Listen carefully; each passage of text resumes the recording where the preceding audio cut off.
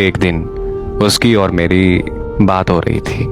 अचानक हमारी किसी बात पर लड़ाई हो गई। उसने मुझसे नाराज होकर बात करना बंद कर दिया। यहाँ तक कि उसने मेरा नंबर भी ब्लॉक कर दिया। ऐसा पहले भी कई बार हो चुका था, लेकिन कुछ दिनों बाद हमारी सुलह हो जाती थी।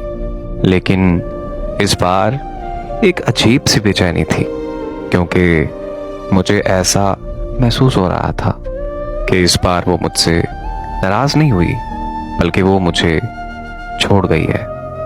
मैंने उससे राब्ता करने की हर मुमकिन कोशिश की, लेकिन उसका नंबर बन जा रहा था। जब मुझे कोई हल ना मिला तो मैंने उसके घर जाने का सोचा, यानी उसके गांव। फिर मैं कई घंटों के सफ़र के बाद उसके गांव पहली बार पहुंचा और उसके बारे में पता करने की कोशिश की तो मुझे पता चला कि 2 दिन पहले उसकी शादी हो चुकी है।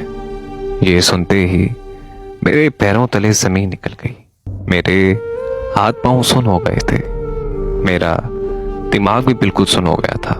मुझे कुछ समझ नहीं आ रहा था कि ऐसी सिचुएशन में मैं करूं तो करूं क्या, क्योंकि 3 दिन पहले तो हमारी लड़ाई हुई थी और लड़ाई के अगले दिन ही उसकी शादी कैसे मुमकिन हो सकती थी।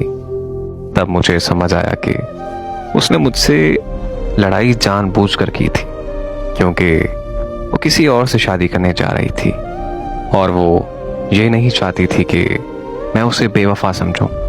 इसलिए उसने मुझसे लड़ाई करके नंबर बंद कर दिया था, ताकि मुझे यही लगे कि वो मुझे मेरी ज़ाती गलती की वजह से छोड़कर चली गई। लेकिन मैं हैरान इस बात पर हूं कि हमारा रिलेशन 2 साल तक रहा और मुझे कहीं से भी नहीं लगा था कि वो मुझसे मोहब्बत नहीं करती या फिर एक दिन मुझे ऐसे धोखे से छोड़ जाएगी। आज मैं जिस दर्द और तकलीफ से गुजर रहा हूं, ये मैं जानता हूं या मेरा खुदा जानता है।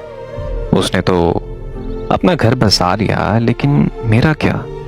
जो हजारों ख्वाब एक साथ देखे थे, उन ख्वाबों का क्या?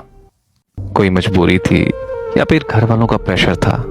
आखिर मुझे बताकर चली जाती, लेकिन मेरे साथ ऐसा गंदा खेल खेल कर तो ना चाहती कि जिसके बाद मेरी सारी जिंदगी अजियत में गुजरे।